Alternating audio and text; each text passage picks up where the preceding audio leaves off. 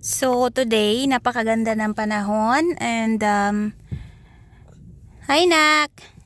Lalabas kami at yung asawa ko ay bumibili ng something para kasi maganda yung araw kaya labas muna.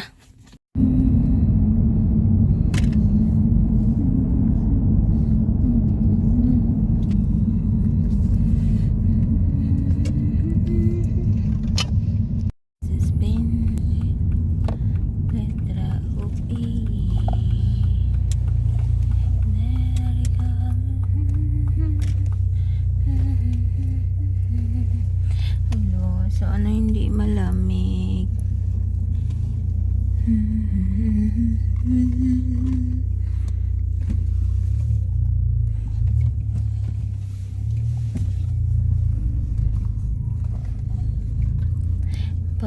Parking na.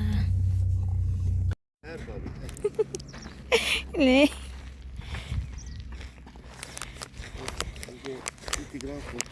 Yeah.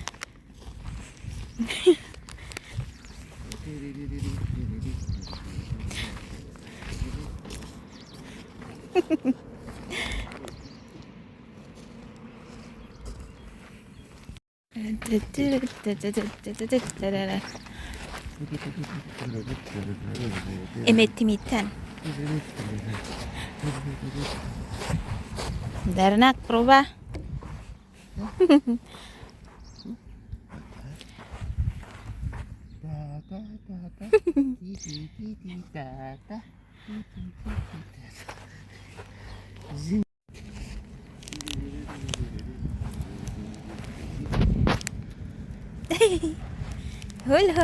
Hol. Yeah, very good.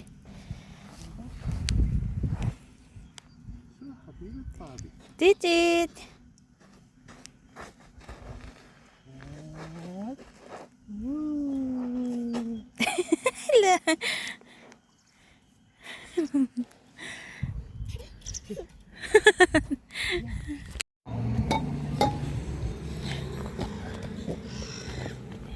Uy, den är farlig.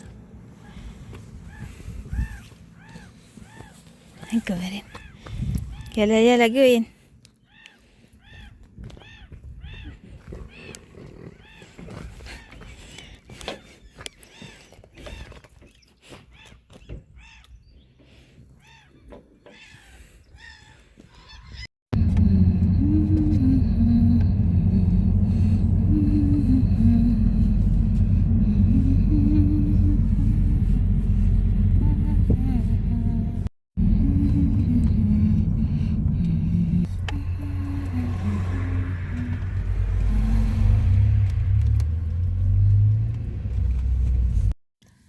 So, umuwi na kami, nandito na kami sa city. So, naghintay kami ng baby ko. Na-enjoy siya kanina doon. Hindi ako nakapag-video ng maayos kasi masyadong maaraw. Tapos, yung asawa ko bumili ng ice cream. Yung paborito naming ice cream. Nag-antay kami sa sasakyan. Ganito ang buhay dito sa Sweden. Maganda pag summer. Pero kahit summer, medyo malamig pa rin. Actually, hindi pa masyadong summer eh. Ito yung pangatlong season. Taglaga at tagsibol. Yang mga kahoy na yan, magkakaroon na yan ng dahon. Malapit na.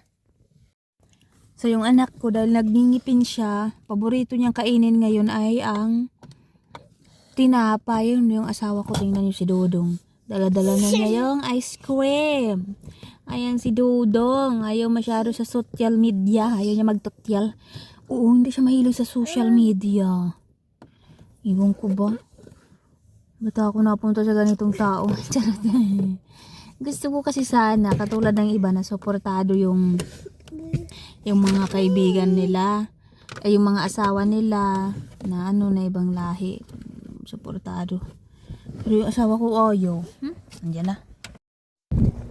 So, andito ngayon kami sa parang kung tawagin ay DSWD dito sa Sweden. So, tingnan natin sa loob. Hindi pwede yung cellphone ganun. Sa labas na lang tayo. Ganda na. Nandito kami. Wala pang mga boat. Wala pang nakalagay. ganda nito pag marami nang nakapag ng mga boat. Hayaan nyo sa susunod, kung marami ng boat, mag-video ulit ako. Bro. Napakaganda. So, ito nakapark na kami. Gusto ko sana kanina mag-video doon sa, kumbaga kung tawagin sa Pinas ay DSWD, kasi pinapapunta kami. Bawal ang cellphone, kaya hindi ako nakapag-video doon. Pero sa gate, nakapag-video ako. Tapos, pinapapunta kami sa tulog yung anak ko. Tulog, pagod. Pinapapunta kami sa isang school na malapit sa center para daw yung anak ko ay makahalubilo ng ibang mga bata. Sabi ko, hindi naman takot yung anak ko sa tao.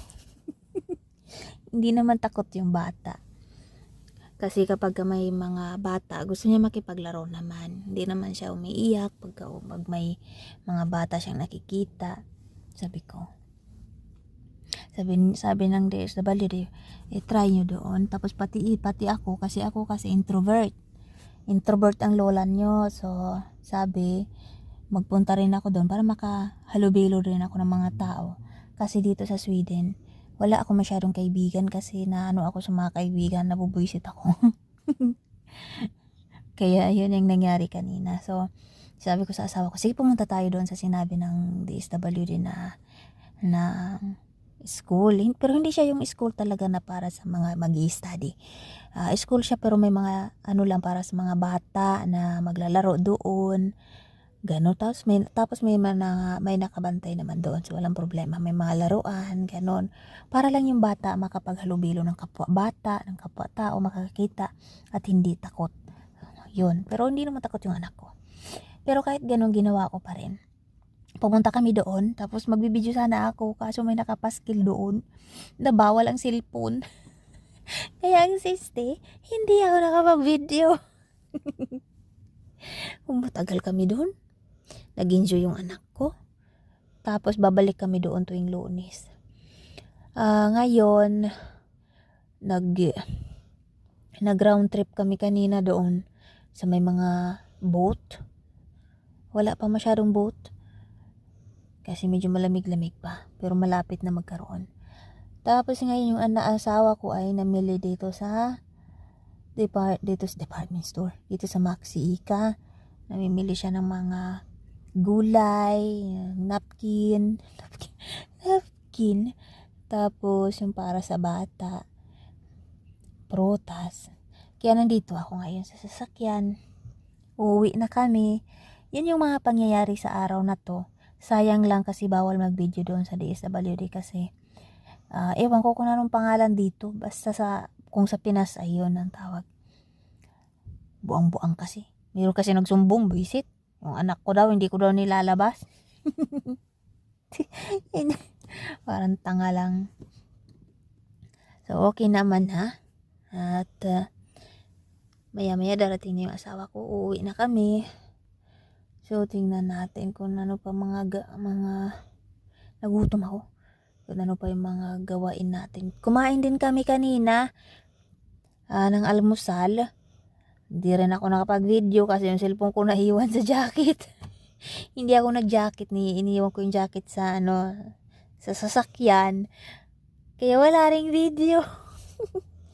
Kumain yung anak ko ng ng liver pastay. Ang ganda, sarap-sarap ng kain niya eh. So yun, hanggang ngayon nagantay pa rin ako na dumating yung asawa ko. So ito, nakauwi na kami ng bahay. So pinapainit ko na lang yung sabaw ko kagabi. Tapos yung kanin din, pinapainit ko rin sa microwave. Hindi na ako magluluto, napagod ako. Tapos kakain kami. Ito yung aking mga bato na napulot ko sa napakalayong lugar dito sa Sweden, sobrang layo. Ito yung mga napulot ko.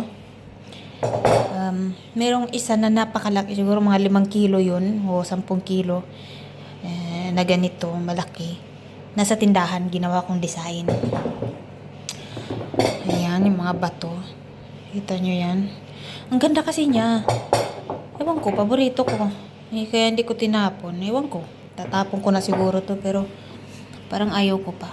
Ito yung bato na parang nakabalot ng net. Tapos ito parang tawas. Ayan. Maganda. Ito din. Ang ganda ng mga design. Kaya ayaw kong itapon. Ayan. Nasa dagat to. Malayo kasi yung dagat dito sa Sweden. Kaya nung nakapagbakasyon kami doon, naligo ako. Sabi siguro sabi yata ng mga tao. Ng mga tao na nakatingin, nakakita sa akin. Itong babaeng to. Ang dami kasi nito. Nandun sa tindahan yung iba. Sabi siguro ng mga tao, ano ba itong babaeng to? Yung bag niya punong-puno ng bato. Nanyo to. Parang may pagka-green sa loob. Ito naman may pagka-pink sa loob. Yan, napakaganda. Yan. Maganda pang design. Lalo na to, ang laki. Kumukulo na yung aking pagkain.